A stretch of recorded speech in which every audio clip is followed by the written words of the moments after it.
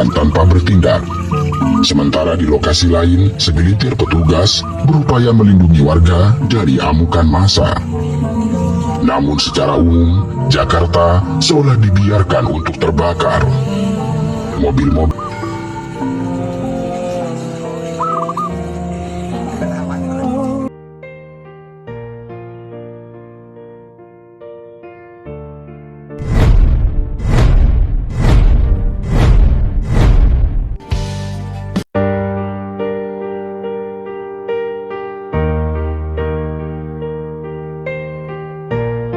Tragedi 98 merupakan salah satu episode paling gelap dalam lembaran hitam sejarah Indonesia. Hari itu, Republik Indonesia nyaris runtuh dalam kobaran amarah dan kebrutalan. Dalam waktu singkat, negeri ini berubah menjadi neraka bagi banyak orang, khususnya bagi mereka yang terjebak dalam pusaran kerusuhan. Tanggal 12 Mei 1998 menjadi penanda awal tragedi besar itu. Mahasiswa Universitas Trisakti di Jakarta yang turun ke jalan untuk menyuarakan reformasi pulang ke kampus dengan tenang setelah bernegosiasi dengan aparat. Namun tiba-tiba suara letusan senjata membelah udara sore. Peluru tajam menghantam tubuh-tubuh muda itu dengan sadis. Lang Mulia Lesmana, Heri Hartanto, Hafidin Royan, dan Hendriawan Si ambruk bersimbah darah. Padahal mereka bukan perusuh dan juga bukan penjahat. Mereka hanyalah mahasiswa yang membawa spanduk dan mimpi perubahan. Keesokan harinya, amarah rakyat meledak dan nyaris mustahil dipadamkan. Jakarta segera berubah menjadi lautan api. Toko-toko dijarah, mobil-mobil dibakar, lalu gedung-gedung raksasa luluh lantak. Yang sangat tragis, Mall Klender berubah menjadi kuburan massal, di mana ratusan orang yang terjebak di dalamnya tewas terbakar hidup-hidup dengan tubuh hangus dan tidak bisa dikenali. Aroma daging panggang segera memenuhi udara kota, mengeluarkan aroma kegetiran, keganasan, serta kegilaan yang sulit dilukiskan. Lalu, di sudut lain kota, massa yang kalap segera menyerang perkantoran milik warga keturunan Tionghoa. Tulisan milik pribumi dicoret besar-besar di kaca toko, sebuah upaya putus asa untuk selamat dari amukan. Tetapi nahasnya, bagi banyak keluarga Tionghoa, tidak ada lagi tempat yang aman. Mereka terkunci di rumah, mendengar jendela dipecah, mendengar api merayap, dan mendengar pintu diobrak dengan paksa. Yang paling memilukan adalah kisah perempuan-perempuan Tionghoa yang menjadi korban kekerasan seksual. Di tengah kekacauan, mereka dijadikan sasaran kekejaman yang tidak pernah terbayangkan. Diruda paksa beramai-ramai, disiksa, bahkan ada yang dihabisi setelahnya. Laporan menyebutkan sedikitnya 168 kasus ruda paksa terjadi selama kerusuhan, sebuah noda hitam yang hingga kini masih meninggalkan trauma yang mendalam. Dalam hitungan hari, lebih dari 1.000 orang tewas. Sebagian karena peluru, sebagian karena terjebak di gedung yang dibakar, dan sebagian lain karena amuk massa. Ribuan orang luka-luka, puluhan ribu kehilangan rumah, toko, serta sumber nafkah. Sementara itu, mereka yang selamat tidak pernah kembali utuh. Mereka membawa luka batin yang amat kelam, juga ketakutan yang tertahan selama puluhan tahun. Banyak keluarga Tionghoa memilih mengungsi ke luar negeri, meninggalkan tanah air yang mereka cintai, tetapi saat itu menolak melindungi mereka. Dengan demikian, tragedi 1998 bukan sekedar kerusuhan biasa. Ia merupakan ledakan kebencian, kegagalan negara, dan kerapuhan sosial yang berpadu menjadi badai. Ia meninggalkan jejak luka yang sangat dalam, korban yang tidak mendapat keadilan, pelaku yang tidak tersentuh oleh hukum, dan sebuah bangsa yang harus menanggung trauma sejarah. Bagi generasi setelahnya, tragedi 98 adalah pengingat bahwa ketika keadilan diabaikan, ketika diskriminasi dipelihara, dan ketika kekuasaan membungkam rakyat, maka api bisa menyala dengan kebrutalan yang tidak pernah terbayangkan. Tragedi 98 yang memunculkan amuk massa yang mengerikan tentu tidak muncul secara tiba-tiba. Tragedi ini dipicu oleh serangkaian masalah serius yang telah menumpuk selama masa Orde Baru di bawah pemerintahan Presiden Soeharto. Pada akhir 1990-an, Indonesia dilanda krisis ekonomi parah yang menyebabkan harga-harga kebutuhan pokok melonjak dan pengangguran massal. Krisis ini diperburuk oleh praktik korupsi, kolusi dan nepotisme yang merajalela dalam pemerintahan, sehingga masyarakat kehilangan kepercayaan terhadap rezim Soeharto. Selain itu, terdapat diskriminasi sistemis terhadap etnis Tionghoa yang selama puluhan tahun ditekan dan dijadikan kambing hitam atas berbagai persoalan ekonomi. Kombinasi krisis multidimensi inilah yang menyulut kemarahan rakyat dan berujung pada ledakan kerusuhan pada Mei 1998. Pada Juli 1997, badai krisis finansial melanda wilayah Asia. Indonesia termasuk negara yang terdampak paling parah dalam krisis moneter Asia 1997. Nilai tukar mata uang rupiah anjlok drastis terhadap dolar Amerika Serikat dari sekitar 2.500 rupiah per USD sebelum krisis, merosot tajam hingga sempat menyentuh 16.000 rupiah per USD pada awal tahun 1998. Menurunnya nilai rupiah yang sangat dalam itu segera menyebabkan efek berantai terhadap perekonomian nasional. Harga-harga barang impor dan bahan baku industri melambung. Banyak perusahaan tidak mampu membayar utang luar negerinya dan sektor perbankan goyah. Pada akhir 1997, pemerintah telah mencoba menangani krisis dengan menutup 16 bank bermasalah untuk memulihkan kepercayaan terhadap sektor perbankan. Namun demikian, langkah ini justru memicu kepanikan di masyarakat. Banyak orang menarik simpanan mereka dan kepercayaan publik terhadap Bank Nasional semakin runtuh. Situasi ini kemudian memburuk pada akhir 1997 hingga awal 1998. Kala itu, persediaan bahan pokok mulai menipis, sehingga harga beras, minyak goreng, gula dan kebutuhan pokok lainnya naik tidak terkendali. Lalu, isu kelangkaan pangan menimbulkan kepanikan. Pada Januari 1998, warga menyerbu pasar swalayan dan toko-toko untuk memborong sembako karena takut harga akan semakin mahal atau barang hilang dari peredaran. Dan dalam sekejap, rak-rak toko menjadi kosong dan panik buying terjadi di mana-mana. Pada gilirannya, krisis ekonomi ini menyebabkan lonjakan angka pengangguran. Banyak perusahaan swasta gulung tikar atau melakukan PHK massal karena tidak sanggup beroperasi di tengah beban utang dan biaya produksi yang melonjak. Akibatnya, ratusan ribu hingga jutaan orang kehilangan pekerjaan dalam waktu singkat. Pengangguran massal ini berarti pula bertambahnya penduduk miskin, karena keluarga-keluarga kehilangan sumber pendapatan. Saat itu, tekanan ekonomi benar-benar dirasakan langsung oleh rakyat. Harga kebutuhan pokok naik berkali lipat, sementara daya beli terus merosot dengan tajam.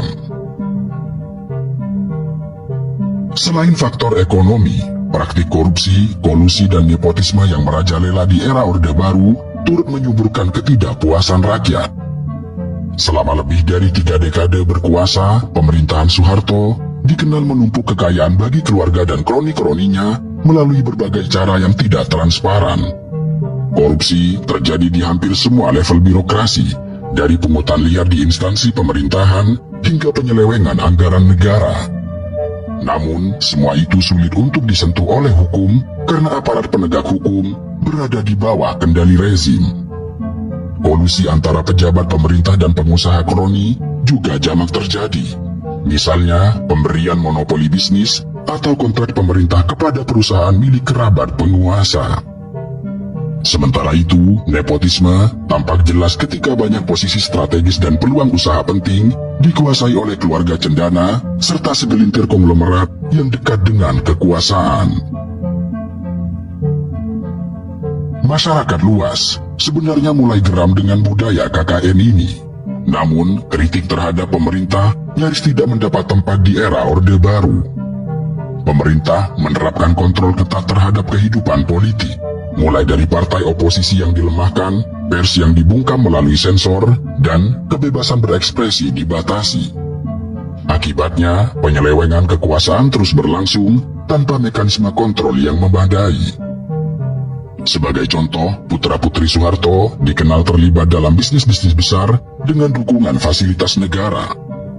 Tommy Soeharto misalnya mendapat hak eksklusif dalam proyek mobil nasional Timur, Tutut Soeharto menguasai jaringan televisi dan jalan tol, sedangkan kroni seperti Bob dan Sudono Halim atau Lim Siliong memperoleh monopoli perdagangan cengkeh serta tepung terigu. Praktik-praktik ini menciptakan kesenjangan sosial ekonomi serta menimbulkan kecemburuan dan kemarahan di kalangan pengusaha lain maupun masyarakat umum. Tidak hanya itu, dominasi militer dalam politik semakin membuat kehidupan demokrasi terpasung. ABRI atau Angkatan Bersenjata Republik Indonesia, gabungan TNI dan Polri saat itu tidak hanya menjaga keamanan, tetapi juga memiliki peran politik formal dengan adanya fraksi ABRI di parlemen dan jabatan-jabatan publik bagi perwira militer. Akibatnya, ruang partisipasi sipil untuk mengawasi pemerintah nyaris tertutup. Krisis hukum juga terjadi karena peradilan kerap diintervensi demi kepentingan penguasa.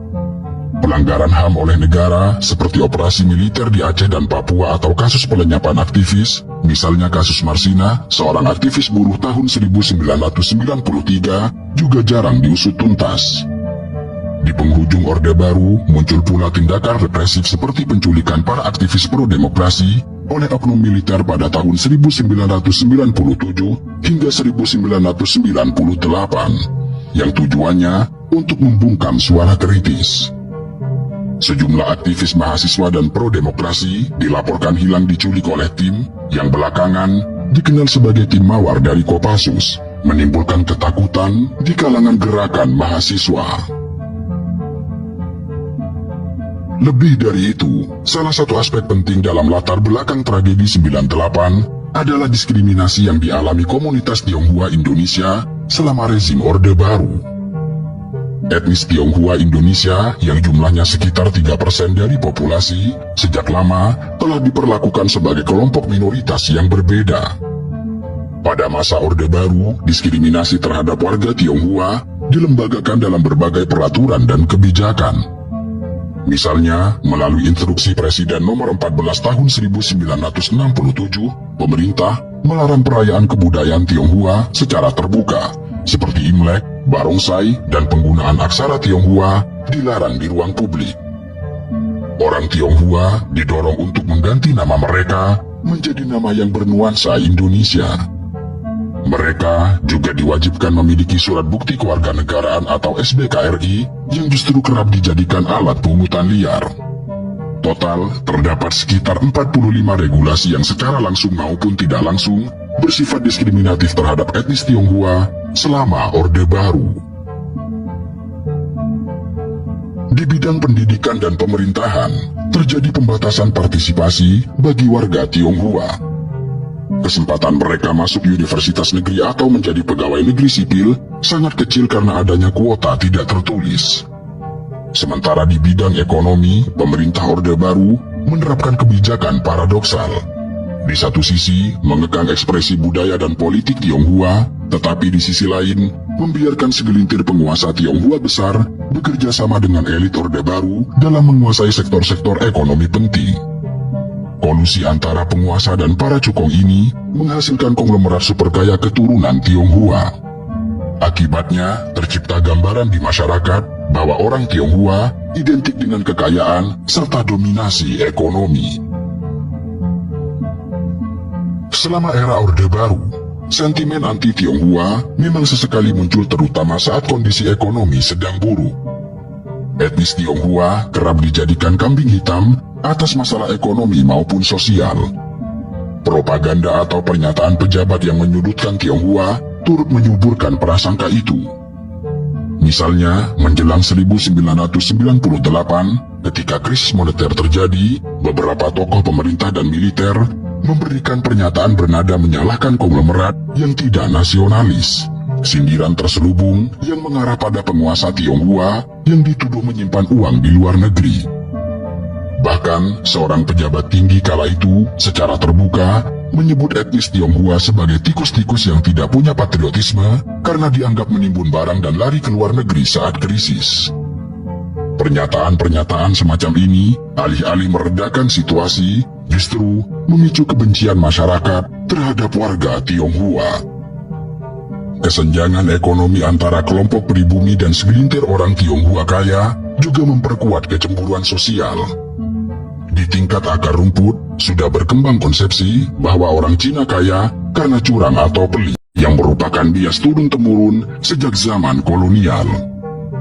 Rezim Orde Baru tidak berusaha serius mengikis prasangka ini, malah secara tidak langsung menyuburkannya. Warga Tionghoa digambarkan sebagai orang luar yang hanya mencari untung di Indonesia, padahal mereka adalah warga negara Indonesia juga, yang lahir dan besar di negeri ini. Kombinasi diskriminasi negara dan sentimen negatif yang dibiarkan tumbuh inilah yang membuat posisi komunitas Tionghoa rawan ketika terjadi gejolak sosial. Jadi, pada awal 1998, Indonesia bukan hanya menghadapi krisis ekonomi dan politik, tetapi juga bom waktu sosial berupa sentimen anti-Tionghoa. Diskriminasi sistemik di era Orde Baru membuat komunitas Tionghoa terisolasi secara budaya dan politik. Namun secara ekonomi, mereka dijadikan kambing hitam yang siap ditumbalkan ketika dibutuhkan untuk meredakan kemarahan massa. Inilah sebabnya mengapa saat kerusuhan Mei 1998 akhirnya pecah, kekerasan yang terjadi begitu kental dengan nuansa rasial. Latar belakang diskriminasi dan prasangka sosial ini penting dipahami agar kita memahami mengapa etnis Tionghoa menjadi target utama dalam tragedi 98. Menjelang bulan Mei 1998, tanda-tanda pergolakan sudah tampak di berbagai kota. Gerakan protes mahasiswa mulai muncul sejak pertengahan 1997 dan semakin menguat pada awal 98. Para mahasiswa yang tergabung dalam berbagai perguruan tinggi di Indonesia bergerak menyuarakan reformasi. Isu-isu yang mereka bawa antara lain desakan agar pemerintah menurunkan harga-harga, memberantas KKN, menghapus dui fungsi ABRI, dan menuntut suksesi kepemimpinan nasional. Awalnya, tuntutan mahasiswa bersifat gradual. Mereka mendesak pemerintah untuk mengatasi krisis ekonomi. Namun, karena dianggap tidak ada perbaikan dan aspirasi diabaikan, tuntutan itu berkembang menjadi tuntutan reformasi total, termasuk pengunduran diri Soeharto. Kemuakan masyarakat kemudian diperparah pada Maret 98 ketika Soeharto kembali dilantik menjadi presiden untuk masa jabatan yang ke-7 kalinya. Pelantikan ini menyulut aksi protes yang lebih besar sebab dianggap mengabaikan penderitaan rakyat di tengah krisis.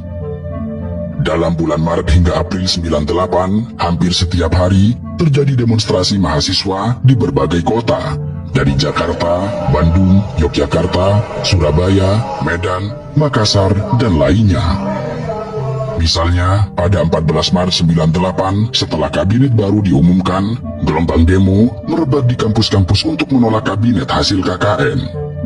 Puncaknya, sepanjang April 98, mahasiswa terus turun ke jalan menuntut reformasi politik. Pada 15 April 1998, Presiden Soeharto secara terbuka meminta mahasiswa untuk menghentikan unjuk rasa serta kembali ke kampus, seraya berjanji akan melakukan reformasi di kemudian hari. Namun demikian, permintaan ini tidak diindahkan mahasiswa, karena permintaan tersebut dianggap hanya sebagai taktik untuk mengulur waktu. Di sisi lain, tanda perpecahan di kalangan elit Orde Baru juga mulai nampak. Beberapa tokoh lingkar dalam Soeharto dikabarkan berbeda pandangan mengenai penanganan krisis. Kendati demikian, secara lahiriah, Soeharto masih menunjukkan kepercayaan diri. Ia bahkan sempat berencana menghadiri konferensi tingkat tinggi G15 di Kairo, Mesir pada pertengahan Mei 1998 sebagai kunjungan kenegaraan. di mana kemudian keputusan Soeharto untuk berangkat ke luar negeri di tengah krisis dipandang sebagai pihak sebagai bukti bahwa ia tidak menyadari gentingnya situasi dalam negeri. Dan benar saja, ketika Soeharto terbang ke Kairo pada 9 Mei 1998, kondisi di tanah air justru sangat memanas. Di Medan, Sumatera Utara, demo mahasiswa yang sudah berlangsung sejak awal Mei 98 semakin membesar. Tanggal 4 hingga 5 Mei 98, ribuan mahasiswa dan masyarakat turun ke jalan memprotes kenaikan harga serta situasi ekonomi. Aksi di Medan kemudian berubah rusuh. Terjadi bentrokan dengan aparat, kendaraan dibakar, dan penjarahan toko terjadi di sejumlah tempat. Kejadian di Medan ini menjadi semacam alarm bahwa situasi nasional sedang sangat genting. Sementara itu di Jawa, aksi mahasiswa terus meluas. Di Bandung, Yogyakarta, dan kota-kota lain, mahasiswa melakukan mimbar bebas dan aksi mogok kuliah sebagai bentuk protes. Tuntutan mereka seragam, yaitu reformasi dan turunnya Soeharto. Aparat keamanan kadang mencoba membubarkan aksi dengan kekerasan yang justru menimbulkan simpati publik kepada mahasiswa. Sementara itu di Jakarta, tensi makin tinggi. Mahasiswa di Jakarta awalnya tertahan beraksi di dalam kampus masing-masing karena ketatnya pengamanan. Aparat keamanan menjaga ketat objek vital dan melarang demonstrasi di jalan-jalan utama. Namun, para mahasiswa Jakarta menemukan momentum pada tanggal 12 Mei 98 ketika mahasiswa Trisakti, Jakarta Barat merencanakan aksi demonstrasi besar. Aksi di Trisakti inilah yang kemudian menjadi titik balik situasi karena berakhir dengan tragedi yang menyulut emosi seluruh negeri. Sejak pagi hari, sekitar 6.000 sivitas akademika Trisakti telah berkumpul di kampus untuk melakukan aksi damai. Mereka mengibarkan bendera setengah tiang dan menyanyikan Indonesia Raya sebagai tanda berkabung atas keadaan bangsa yang terpuruk. Suasana di dalam kampus berlangsung tertib. Menjelang siang, massa mahasiswa Trisakti berupaya melakukan long march keluar kampus menuju gedung MPR di Senayan. Tujuan mereka adalah menyampaikan secara langsung tuntutan reformasi kepada wakil rakyat. Sekitar pukul 12.30, rombongan mahasiswa mulai bergerak keluar gerbang kampus Trisakti menuju Jalan Es Parman. Namun, baru beberapa ratus meter berjalan, mereka dihadang oleh barikade aparat keamanan yang bersiaga di jalan tersebut. Aparat memasang pagar betis dengan tameng, melarang mahasiswa melanjutkan long march dengan alasan keamanan serta potensi kemacetan. Para mahasiswa terhalang di depan kantor wali kota Jakarta Barat, tidak jauh dari kampus. Saat itu terjadi negosiasi antara perwakilan mahasiswa dengan komandan pasukan keamanan setempat, yaitu Dandim Jakbar Letkol A. Amril dan Wakapolres. Negosiasi berlangsung cukup alot hingga lebih dari 1 jam. Namun akhirnya, sekitar pukul 17.00, dicapailah kesepakatan. Mahasiswa bersedia mundur kembali ke dalam kampus, dan aparat juga akan mundur untuk meredakan ketegangan. Mahasiswa Trisakti pun perlahan mundur masuk gerbang kampus sekitar pukul 17.00 hingga 17.30. Aparat keamanan bergerak agak menjauh sesuai kesepakatan. Namun, situasi berubah drastis dalam hitungan menit. Sekitar pukul 17.15 hingga 17.30, ketika sebagian besar mahasiswa sudah berada di dalam area kampus, terdengar letusan-letusan tembakan. Kronologi rinci versi berbagai sumber agak bervariasi, namun intinya, tiba-tiba, aparat keamanan melepaskan tembakan dan gas air mata ke arah kerumunan mahasiswa yang masih berada di sekitar gerbang kampus Trisakti. Suasana seketika kacau balau. Mahasiswa yang tadinya sudah tenang menjadi panik dan berlarian menyelamatkan diri. Beberapa sumber menyebut awalnya ada provokasi, di mana seorang yang bukan mahasiswa memancing keributan yang membuat aparat tersulut emosi. Ada pula kesaksian yang mengatakan bahwa beberapa oknum aparat menembak sambil berteriak ejekan, memicu kemarahan mahasiswa, lalu situasi lepas kendali. Yang jelas, saat kerumunan mahasiswa berusaha lari ke dalam kampus, banyak mahasiswa awalnya menduga itu sebagai peluru hampa atau tembakan peringatan. Namun tragis, ternyata sebagian peluru adalah peluru tajam yang langsung mengenai beberapa mahasiswa. Dalam kepanikan tersebut, jatuhlah korban di pihak mahasiswa. Dan setelah situasi reda, ditemukan 4 orang mahasiswa Trisakti tewas tertembak peluru panas. Tragedi Trisakti langsung memicu gelombang reaksi keras dari berbagai kalangan. Peristiwa Trisakti seakan menjadi titik balik. Jika sebelumnya gerakan mahasiswa masih sporadis, maka setelah Trisakti, mereka bersatu dengan satu tekad bahwa darah teman-teman mereka yang gugur menuntut perubahan tidak boleh sia-sia.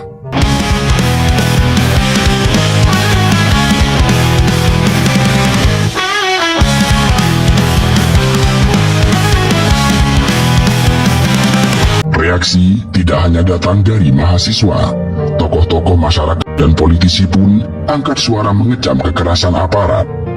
Media massa nasional yang sebelumnya relatif hati-hati mulai memberitakan tragedi Trisakti di halaman depan dengan judul-judul yang berani. Tragedi Trisakti juga langsung menyulut emosi rakyat di akar rumput.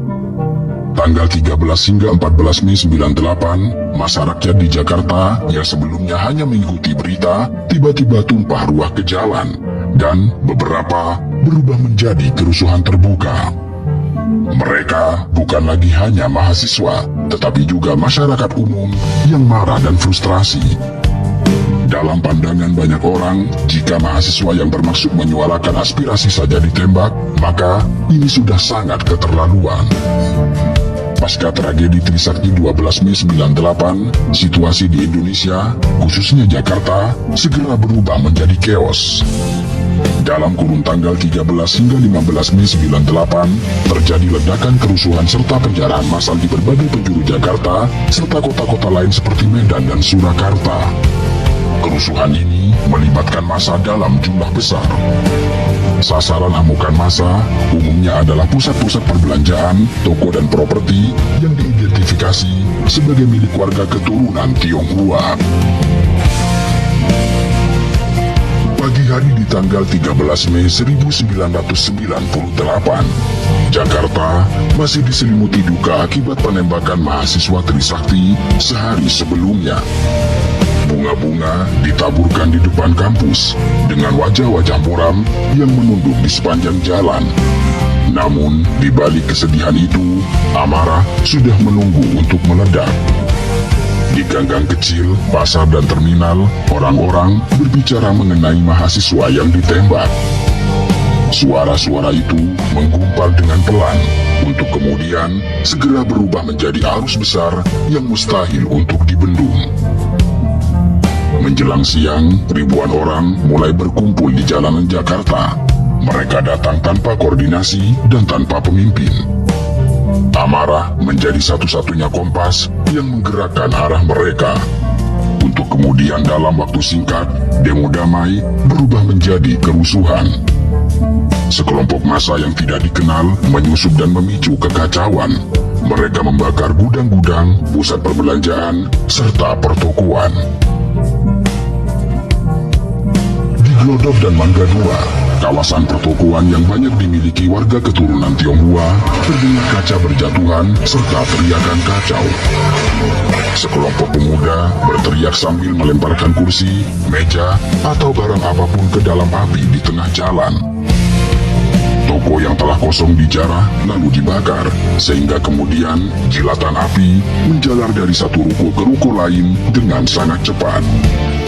Lalu dalam segera, jalanan ibu kota mencekam dalam api dan asap hitam yang mengerikan. Menjelang sore hari, situasi semakin tidak terkendali. Di beberapa titik, aparat keamanan terlihat mundur atau bahkan menghilang sama sekali. Banyak kesaksian menyatakan bahwa sejumlah tentara hanya berdiam diri menyaksikan penjarahan tanpa bertindak.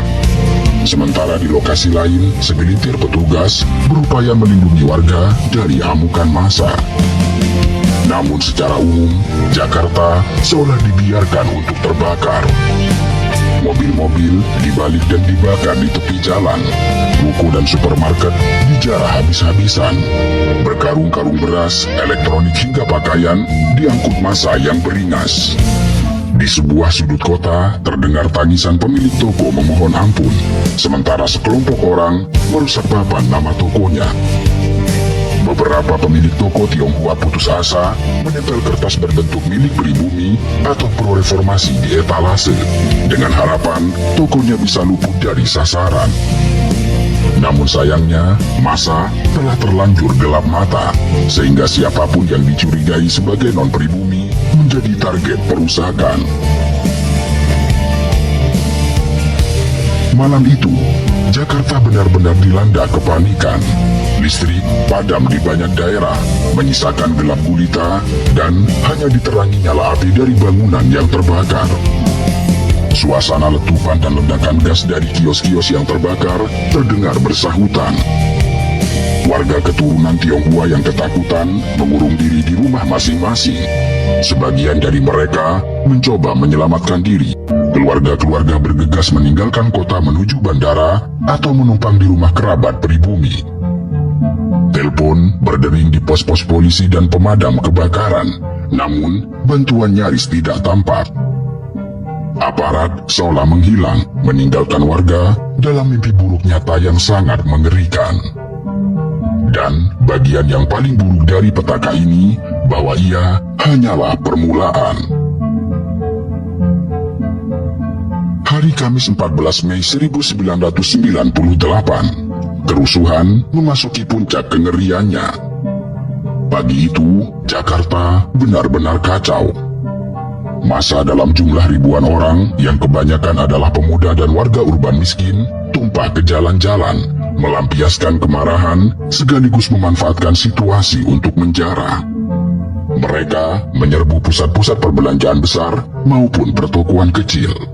Beberapa lokasi yang menjadi sasaran antara lain Yogya Plaza di Jakarta Timur, Mall Citra, pertokoan Glodok dan sekitarnya di Jakarta Kota, Pasar Senen, Jatinegara, hingga kawasan elit di Pluit dan Sunter.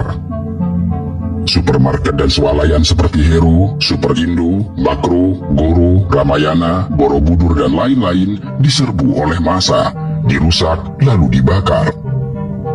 Bahkan gedung-gedung perkantoran dan bank pun tidak luput dari perusakan. Yang paling mengenaskan adalah insiden kebakaran Plaza Yogya atau Klender, Jakarta Timur. Pada 14 Mei siang, Mall 4 lantai itu diserbu ribuan penjara. Lalu, entah bagaimana, api tersulut dan gedung terbakar hebat dengan banyak orang masih di dalamnya. Orang-orang yang masih berada di dalam mall panik mencari jalan keluar. Teriakan histeris terdengar dari jendela lantai atas. Ada yang melompat demi menyelamatkan diri, dan ada yang terjebak dan terbakar hidup-hidup, menciptakan bau daging hangus yang bercampur dengan asap hitam yang menutup langit sore itu. Kobaran api di Plaza Yogya baru padam keesokan harinya, hanya untuk menyisakan pemandangan yang mengerikan. Di dalam puing yang telah hangus itu, ditemukan ratusan jenazah hangus yang tidak bisa dikenali. Pembakaran Plaza Klender tercatat sebagai peristiwa dengan korban jiwa terbanyak selama kerusuhan. Diperkirakan menewaskan antara 288 hingga 488 orang yang terbakar hidup-hidup, yang sebagian besarnya adalah perempuan dan anak-anak yang terjebak di dalam gedung. Mereka terbakar atau terinjak-injak dalam kepanikan. Mayat-mayat hangus itu kemudian berjejer di halaman, ditutup kain seadanya sehingga menebarkan aroma kematian yang menusuk hidung.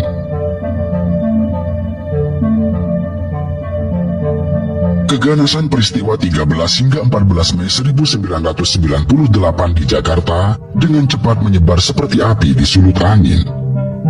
Kerusuhan segera menyeruak ke kota Bogor, Depok, Tangerang, dan Bekasi, beberapa daerah yang menjadi penyangga ibu kota.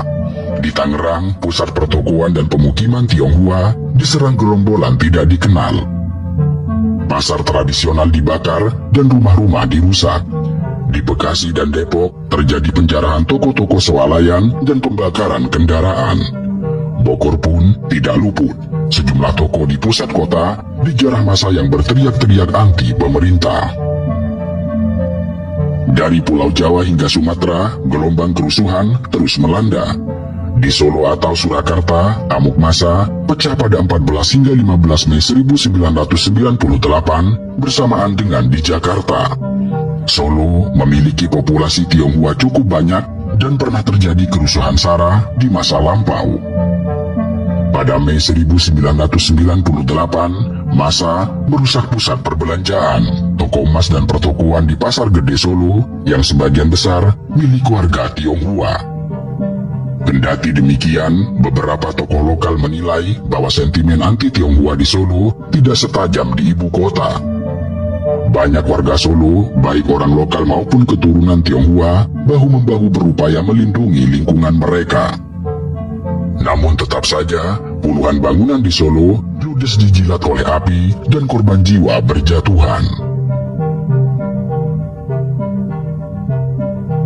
Kerusuhan yang brutal juga meletus di Surabaya, Jawa Timur, terutama pada 14 hingga 15 Mei. Massa merusak pusat perbelanjaan dan membakar kendaraan di kota pelabuhan itu. Di beberapa titik, aparat keamanan di Surabaya berhasil menghalau massa sehingga kerusuhan terkendali lebih cepat. Sementara itu di Palembang, Sumatera Selatan, dan Lampung di ujung selatan Sumatera, terjadi pula insiden penyerangan terhadap komunitas Tionghoa meski skalanya lebih kecil. Toko-toko milik warga keturunan di Palembang dirusak. Beberapa wanita di Palembang dilaporkan mengalami serangan seksual di tengah kerusuhan. Di Medan, Sumatera Utara, kerusuhan anti-Tionghoa bahkan sudah berlangsung pada 4 hingga 8 Mei, didorong ketidakpuasan ekonomi dan sosial. Rentetan kerusuhan di Medan menewaskan belasan orang dan menghancurkan ratusan bangunan sebelum akhirnya reda pada 8 Mei. Dari Medan hingga Surabaya, pola kerusuhan serupa terjadi.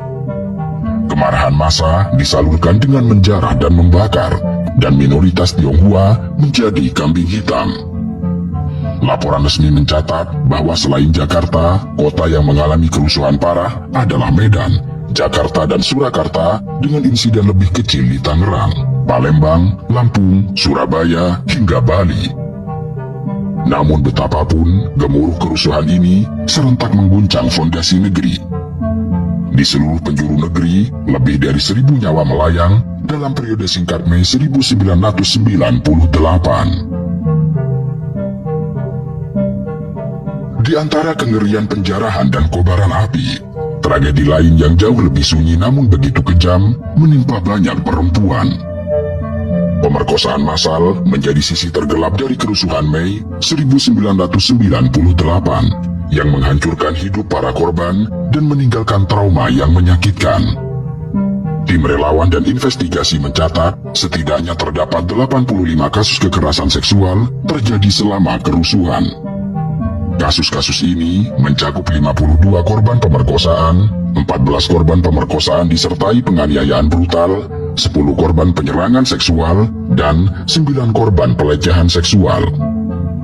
Para korban didominasi perempuan etnis Tionghoa dari berbagai kalangan, mulai dari remaja belia hingga ibu rumah tangga. Angka sesungguhnya diduga jauh lebih besar. Komnas Perempuan menerima laporan total 168 perempuan yang mengaku mengalami kekerasan seksual pada Mei 1998. Dan banyak korban lain yang memilih untuk bungkam karena takut dan trauma.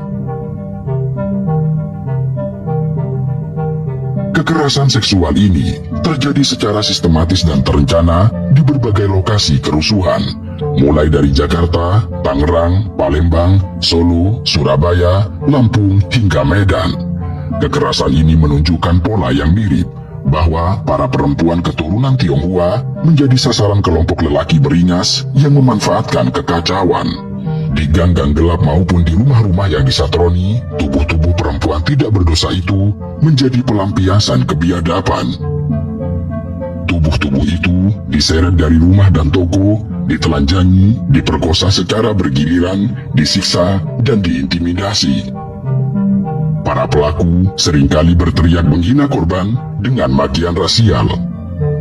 Tidak jarang mereka menyebut Cina dengan nada merendahkan saat melakukan aksi bejatnya. Sejumlah kesaksian menggambarkan adegan mengerikan itu, bahwa perempuan-perempuan itu diperkosa beramai-ramai lalu ditinggalkan di jalanan dalam keadaan babak belur dan telanjang. Bahkan ada korban yang diperkosa di depan keluarganya sendiri sebelum para pelaku menghabisi anggota keluarga tersebut. Kekerasan ini berlangsung sangat cepat, brutal, dan seolah terorganisir di tengah kekacauan massa. Salah satu ciri yang mencolok adalah kebiadaban yang luar biasa dalam metode penyiksaan. Berdasarkan laporan Tim Gabungan Pencari Fakta atau TGPF, banyak korban tidak hanya diperkosa, tetapi juga disiksa alat kelaminnya dengan benda tajam atau cara-cara yang sangat keji. Hasil investigasi menemukan bahwa sebanyak 85 korban mengalami pemerkosaan anal, oral, dan mutilasi alat kelamin, sebuah bentuk kekerasan yang bahkan belum diatur secara khusus dalam KUHP Indonesia waktu itu. Fakta-fakta ini menggambarkan betapa sadisnya perilaku para pelaku, melampaui kebiadaban yang bahkan tidak pernah terbayangkan oleh hewan paling buas sekalipun. Sebagian korban diperkosa hingga tewas, sebagian lainnya dibiarkan hidup namun menderita luka parah dan trauma jiwa seumur hidup. Tragedi pemerkosaan massal inilah yang kemudian hari oleh banyak aktivis disebut sebagai kejahatan kemanusiaan yang terlupakan.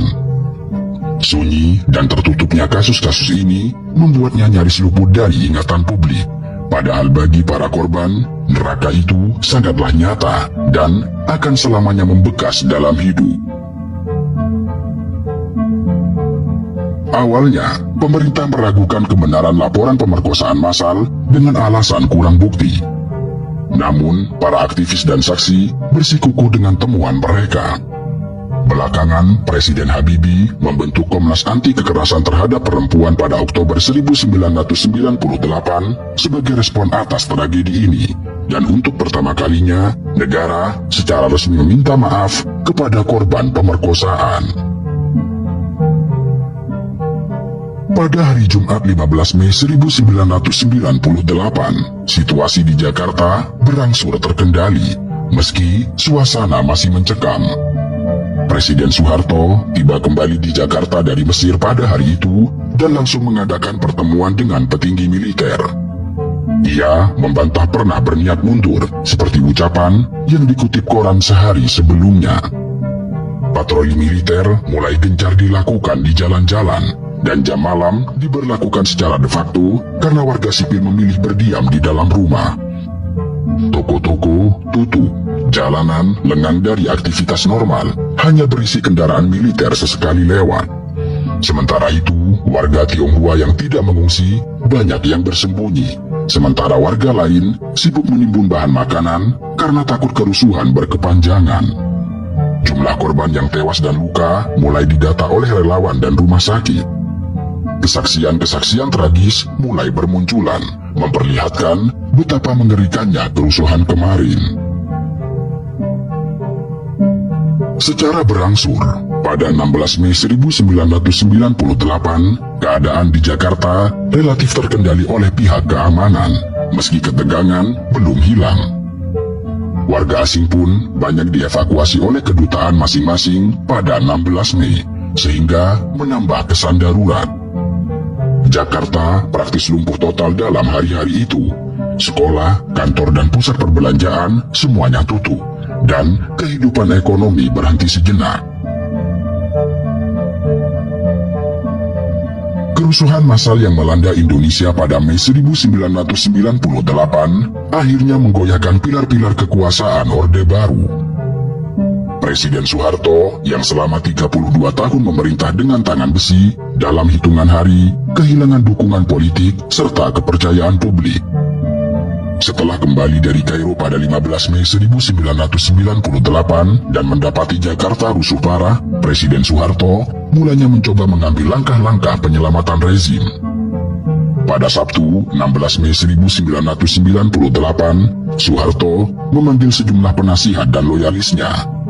Ia sempat mewacanakan pembentukan Komite Reformasi, sebuah badan yang rencananya melibatkan berbagai tokoh masyarakat untuk meredakan situasi. Namun, banyak tokoh independen menolak untuk bergabung karena syarat utama reformasi bagi mereka adalah Soeharto mundur terlebih dahulu. Pada Senin 8 Mei 1998, tekanan terhadap Soeharto makin meningkat. Hari itu terjadi sebuah peristiwa dramatis. Ribuan mahasiswa dari berbagai universitas berhasil menduduki gedung MPR di Senayan. Sejak pagi, gelombang mahasiswa tidak terbendung memasuki kompleks parlemen. Aparat yang berjaga memutuskan untuk berkompromi dan tidak menggunakan kekerasan demi menghindari Trisakti kedua. Dan akhirnya, mahasiswa membanjiri gedung MPR, bahkan memanjat hingga ke atap gedung. Mereka mengibarkan bendera merah putih dan spanduk Soeharto mundur di atas gedung parlemen. Pemandangan ini disiarkan luas di televisi, yang kemudian menjadi simbol bahwa kekuasaan rakyat telah merebut wakil rakyat secara damai. Di hari yang sama, Ketua MPR Harmoko, yang biasanya dikenal sangat loyal pada Soeharto, menggelar konferensi pers mengejutkan. Atas nama pimpinan Dewan, Harmoko menyarankan agar Presiden Soeharto mengundurkan diri demi persatuan dan keselamatan bangsa. Ucapan Harmoko ini segera menjadi berita utama. Demikian itu karena Harmoko adalah pejabat tinggi Orde Baru dan sebelumnya tidak pernah menyimpang dari garis Soeharto. Saat seorang anak emas Orde Baru sampai meminta Presiden mundur, itu pertanda Soeharto kian terisolasi. Pernyataan Harmoko juga memberi semacam restu bagi gerakan mahasiswa dan masyarakat bahwa tuntutan mereka agar Soeharto turun didukung lembaga resmi. Tentu saja, Soeharto marah besar mendengar langkah Harmoko. Pada Selasa 19 Mei 1998, Soeharto memanggil 9 tokoh Islam terkemuka ke istana, antara lain Nurholis Majid, Abdurrahman Wahid atau Gus Dur, dan Kiai Haji Ali Yafi untuk berdialog tentang situasi terakhir. Dalam pertemuan sekitar 2,5 jam itu, para tokoh menyampaikan bahwa rakyat dan mahasiswa menghendaki Soeharto untuk lengser. Soeharto dilaporkan mendengar, namun tidak langsung menyatakan sikap. Sementara di lapangan, ribuan mahasiswa masih menduduki gedung MPR pada 19 Mei, dan aksi solidaritas terus terjadi di daerah-daerah. Di Solo, Yogyakarta, Surabaya, dan Bandung, mahasiswa dan rakyat menggelar doa bersama untuk para korban dan mendesak perubahan pemimpin nasional. Titik kritis selanjutnya adalah mulai bergugurannya dukungan dari para menteri kabinet. Pada tanggal 19 Mei malam, 14 menteri dilaporkan menyatakan niat mundur dari Kabinet Pembangunan 7 jika Soeharto tidak segera mengambil langkah arif. Mundurnya para menteri ini menandakan pemerintahan Soeharto praktis lumpuh karena kabinet sudah tidak solid lagi. Para menteri itu khawatir dengan situasi yang kian kacau dan tidak ingin tercatat di sejarah sebagai bagian dari pemerintahan yang telah menembaki rakyat. Pada Rabu 20 Mei 1998, massa mahasiswa berencana menggelar demonstrasi terbesar di lapangan Monas Jakarta yang diinisiasi Amin Rais. Namun, menjelang dini hari, Amin Rais membatalkan rencana aksi di Monas karena situasi sedang genting. Ia mengkhawatirkan pertumpahan darah jika massa terlalu besar. Keputusan ini mungkin karena di belakang layar, negosiasi politik sedang berlangsung, bahwa Soeharto akan mundur esok harinya. Benar saja, pada 21 Mei 1998, tibalah hari bersejarah bagi Indonesia. Pagi itu, pukul 9 waktu Indonesia Barat, televisi nasional menyiarkan secara langsung dari Istana Merdeka. Presiden Soeharto didampingi Wakil Presiden B.J. Habibie dan beberapa pejabat tampil di hadapan kamera.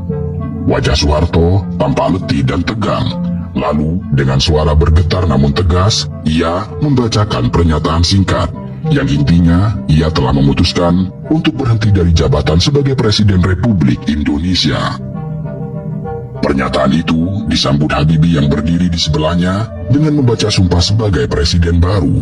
Dan tepat sekitar pukul 9.05 WIB, Soeharto resmi mengundurkan diri dari kursi Presiden Republik Indonesia.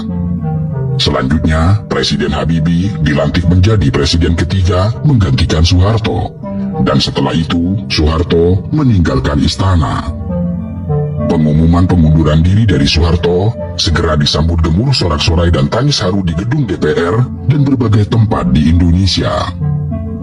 Ribuan mahasiswa yang masih bercokol di DPR mendengar berita tersebut lewat radio dan TV langsung berteriak kegirangan, berpelukan, dan menyanyikan lagu Halo Halo Bandung serta lagu nasional lainnya. Euforia segera meliputi mereka bahwa pada akhirnya perjuangan panjang berhasil menumbangkan rezim Orde Baru. Banyak mahasiswa menangis teringat rekan-rekan mereka yang telah gugur dan mempersembahkan momen itu untuk mereka. Sementara itu, di jalan-jalan kota Jakarta, warga keluar rumah memberikan dukungan moral. Ada yang memukul kentongan, ada yang berkonvoi kendaraan sambil meneriakkan reformasi. Masyarakat seolah tidak percaya bahwa Soeharto yang dulu dianggap tidak tergoyahkan, akhirnya bisa dilengserkan. Tragedi Mei 1998 meninggalkan warisan komplek bagi Indonesia. Di satu sisi, ia melahirkan perubahan yang positif, yaitu jatuhnya rezim otoriter serta lahirnya demokrasi. Kendati demikian, di sisi lain, banyak pertanyaan keadilan yang belum bisa terjawab. Hingga lebih dari 20 tahun kemudian, keluarga korban Trisakti, Semanggi, dan kerusuhan 98 terus menuntut pemerintah mengusut tuntas dan mengadili pelaku pelanggaran HAM berat di masa lalu. Misalnya, berkas penyelidikan Komnas HAM soal tragedi Trisakti Semanggi pernah bolak-balik ditolak Kejaksaan Agung dengan alasan kurang bukti, sehingga kasus menjadi stagnan. Begitu pula kasus pemerkosaan massal 98, tidak satupun pelaku yang diadili karena kesulitan pembuktian, serta korban enggan bersaksi karena trauma dan rasa takut. Ini membuat rasa keadilan belum sepenuhnya terpenuhi. Banyak aktivis HAM khawatir bahwa tanpa penyelesaian hukum, luka sejarah ini bisa berulang di masa depan. Kendati demikian, tragedi 98 tidak pernah dilupakan. Setiap tahun, komunitas korban dan kelompok pro-demokrasi mengadakan peringatan pada tanggal-tanggal kunci. 12 Mei untuk tragedi Trisakti, 13 hingga 15 Mei untuk kerusuhan Mei, dan 21 Mei untuk Hari Reformasi. Tagar menolak lupa sering muncul di media sosial menjelang bulan Mei sebagai pengingat generasi muda untuk tidak melupakan sejarah kelam ini. Sementara itu, bagi etnis Tionghoa Indonesia, tragedi 98 menjadi titik perubahan identitas. Jika dulu mereka cenderung apolitis demi keamanan, maka pasca reformasi, banyak yang justru tampil aktif dalam politik dan masyarakat untuk menunjukkan bahwa mereka adalah bagian tidak terpisahkan dari bangsa. Ada pula fenomena rekonsiliasi kecil di beberapa komunitas, misalnya komunitas di Jakarta yang warganya terdiri dari masyarakat lokal dan Tionghoa, bersama-sama membentuk kelompok keamanan lingkungan agar tidak terprovokasi pihak luar. Intinya adalah kesadaran akan pentingnya harmoni antar etnis meningkat setelah menyadari betapa buruk akibat dari konflik SARA.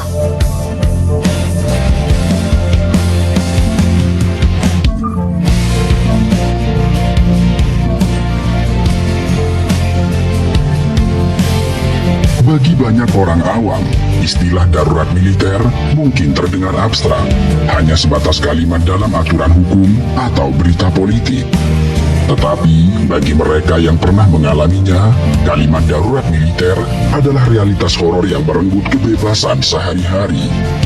Ia bukan hanya soal tentara yang berjaga di jalanan, tetapi soal bagaimana sebuah negara berubah total dalam semalam. seorang wartawan yang biasanya menulis kritik harus memilih antara bungkam atau hilang. Seorang mahasiswa yang berani berorasi bisa diciduk tanpa kabar. Lalu, seorang ibu rumah tangga bisa saja merasa cemas hanya karena suaminya pulang terlambat melewati jam malam. Darurat militer memaksa setiap individu untuk hidup dalam mode bertahan. Mereka harus bertahan dari kecurigaan, bertahan dari teror, dan bertahan dari penguasa yang kini tidak lagi bisa dipersoalkan. Dan yang lebih menyeramkan adalah bagaimana manusia harus bisa dan terbiasa hidup dalam ketakutan. Pada minggu pertama darurat militer, semua orang mungkin masih panik. Tetapi setelah berbulan-bulan, bahkan bertahun-tahun, ketakutan itu menjelma menjadi rutinitas. Orang mulai menyesuaikan diri, menutup mulut rapat-rapat, hanya berbicara dalam bisikan karena khawatir tiang-tiang bertelinga, dan menunduk ketika tentara tengah lewat. Dalam kondisi itu, demokrasi, kebebasan dan hak asasi manusia perlahan memudar dari ingatan kolektif. Masyarakat mulai menganggap kondisi itu sebagai normal baru, dan dari situlah bahaya sesungguhnya dimulai, sebuah tirani yang diterima sebagai kebiasaan. Kelak kita berjumpa di surga, beri akan ku ceritakan